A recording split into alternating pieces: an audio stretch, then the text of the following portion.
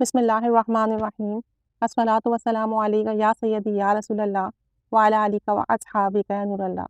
پچھلی 2 ویڈیو میں ہم نے غلام حیدر خان صاحب کے روحانی سفر کے بارے میں پڑھا، ان کے روحانی سفر کے بارے میں جانا، جو کہ انہیں درود پاک پڑھنے کی کثرت سے نصیب ہوا کہ انہوں نے بہت چھوٹی عمر سے درود شریف پڑھنا شروع کیا اور انہیں روحانی طور پر نبی کریم صلی اللہ علیہ وآلہ وسلم کی مجلس میں حاضری نصیب ہوئی، اور یہ سب سعادت انہیں نبی کریم صلی اللہ علیہ وآلہ وسلم کی در سے درود شریف پڑھنے کی برکت سے حاصل ہوئی۔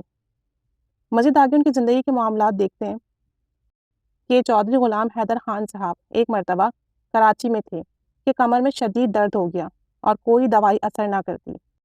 اس وقت تقریباً ان کی عمر 50 سال کے قریب تھی۔ ایک ہفتے میں حالت ایسی ہو گئی کہ ہلنا جلنا مشکل ہو گیا، غسل خانے تک جانے کے لیے دوسروں کے محتاج ہو گئے۔ بالآخر 11 دن بعد دوستوں سے کہا کہ آپ مجھے وضو کروا کر بستر پر بٹھا دیں، میں یہیں نماز پڑھ کر نوافل اور درود شریف پڑھتا رہوں گا، آپ سب بے شک سو جائیے گا۔ چنانچہ دوستوں نے ایسا ہی کیا۔ کہتے ہیں کہ میں بعد نماز و نوافل کے درود شریف پڑھنے میں مشغول ہو گیا۔ تھوڑی دیر کے بعد خیال آیا کہ روزہ اطہر کے پاس بیٹھا درود شریف پڑھ رہا ہوں، کبھی درد کی شدت محسوس کرتا ہوں تو ساتھ ہی دل سے آواز نکل جاتی ہے، یا رسول اللہ انظر حالنا۔ تقریباً 2 گھنٹے کے بعد میری آنکھ لگ گئی تھی، کیا دیکھتا ہوں کہ حضور نبی کریم صلی اللہ علیہ وسلم ہمارے گھر تشریف لائے ہیں اور کمرہ خود بخود روشن ہو گیا ہے، اور میں نبی کریم صلی اللہ علیہ وآلہ وسلم کو خوش آمدید کہہ رہا ہوں، الصلاۃ والسلام علیک یا رسول اللہ، الصلاۃ والسلام علیک یا نبی اللہ، الصلاۃ والسلام علیک یا حبیب اللہ، الصلاۃ والسلام علیک یا خاتم النبیین۔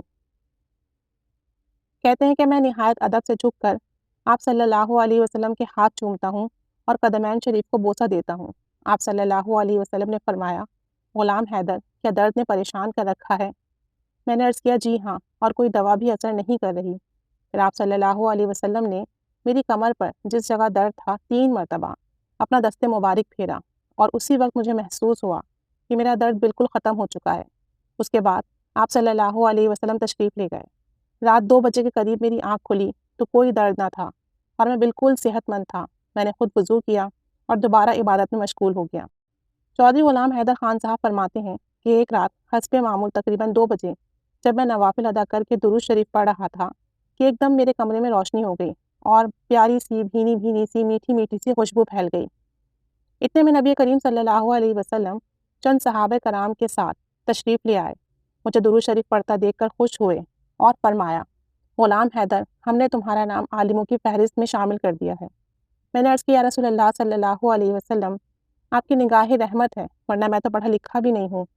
اس پر آپ صلی اللہ علیہ وآلہ وسلم نے ارشاد فرمایا، ہاں ہمیں معلوم ہے، مگر اس کا بندوبست ہم خود فرمائیں گے۔ پھر آپ صلی اللہ علیہ وسلم اپنے تمام صحابہ کرام کے ساتھ رخصت ہو گئے۔ کمرے میں بہت دیر تک خوشبو قائم رہی اور میں کافی دیر تک بیٹھا درود شریف پڑھتا رہا۔ چودھری غلام حیدر خان صاحب صبح سوچتے رہے کہ ان عالم فاضل لوگوں کے ساتھ میرا گزارا کیسے ہوگا، جو اکثر مسائل میں ایک دوسرے کے ساتھ الجھتے ہیں، بحث کرتے ہیں، جھگڑتے ہیں۔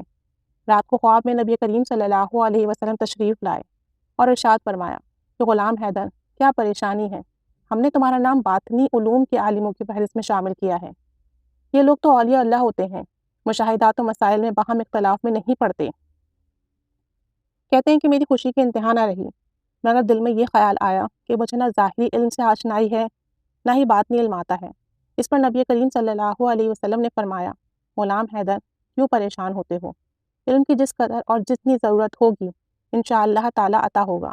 ہم ان قریب تمہیں ایک خاص ذمہ داری بھی سونپیں گے اور تم پریشان مت ہو، وقت پر تمام بندوبست ہو جائیں گے۔ اس کے بعد حضور صلی اللہ علیہ وسلم نے تبسم فرمایا اور تشریف لے گئے۔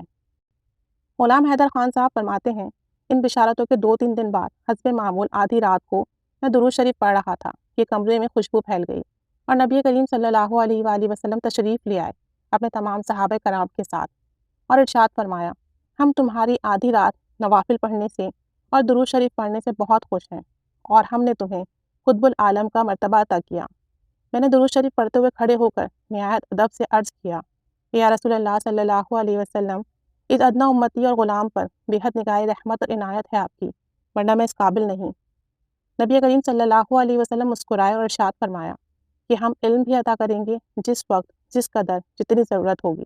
انشاءاللہ تعالی دل و دماغ پر علم اترتا رہے گا، اور اسی طرح ہم اپنے امتی مقربین اور اولیاء اللہ کی رہنمائی کرتے رہتے ہیں۔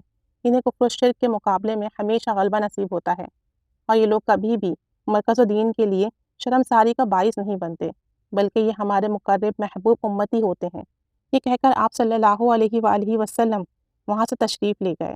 سبحان اللہ عز و جل۔ نبی کریم صلی اللہ علیہ وآلہ وسلم کی نگاہ کرم کسی امتی پر ہو جائے تو اس کے تو دین اور دنیا اور آخرت، زندگی کے تمام معاملات سنور جاتے ہیں، اور یہ نگاہ کرم غلام حیدر خان صاحب پر ہوئی، اور یہ سب نبی کریم صلی اللہ علیہ وسلم پر درود و سلام پڑھنے کی برکت سے ہوئی۔ اللہ تعالیٰ نے ان کا درود پاک قبول کیا۔ نبی کریم صلی اللہ علیہ وسلم نے خاص شفقت فرمائی، اور انہیں کیا کیا مراتب عطا ہوئے، انہیں کیا کیا مقام اور بلندی ملی، اور یہ سب آپ صلی اللہ علیہ وسلم پر محبت سے درود شریف پڑھنے کی سبب سے ہوا۔ اللہ تعالیٰ ہمیں بھی درود پاک کی محبت نصیب فرمائے، ہمارا درود پاک قبول فرمائے، اور نبی کریم صلی اللہ علیہ وسلم کی خاص لطف و کرم عطا فرمائے، نگاہ کرم عطا فرمائے، عنایت عطا فرمائے۔ آمین بجاہ النبی الآمین صلی اللہ علیہ محمد صلی اللہ علیہ وآلہ وسلم۔